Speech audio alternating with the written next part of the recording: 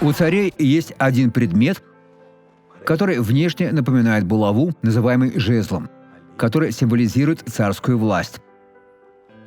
И царь простирал этот жезл, чтобы подтвердить свой указ.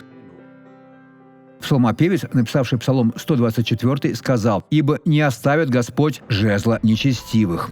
Закон нечестивости, приказ, отданный в отношении некоторых людей, будет уничтожен. Он сказал: «Ибо не оставит Господь жезла нечестивых над жребием праведных». Скажите: слава Богу, не оставит. Вам выпала большая удача. Возможно, какое-то мгновение этот жезл мешал вам двигаться, и Бог не убрал его, поскольку вы хотели двигаться в неверном направлении. И для чего Бог сделал это?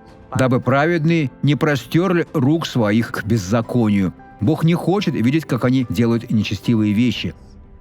Участвуя в убийствах, в грабежах, в любом мошенничестве, его народ участвует только в благих делах. Посмотрите это свидетельство.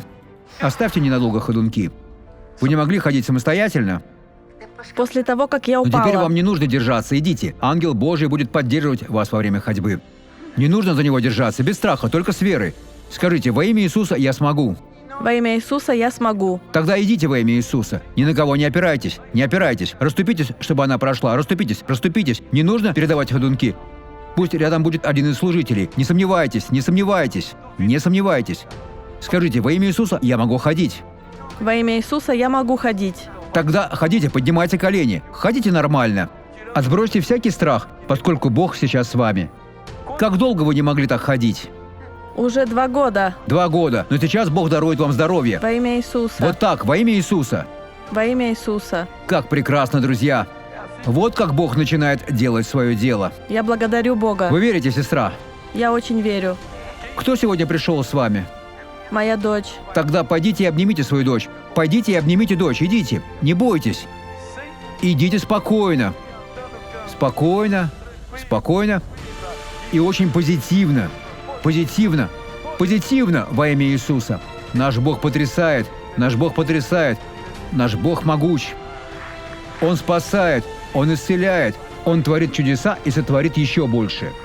Если вы хотите быть счастливы, оставьте сейчас этот ужасный мир.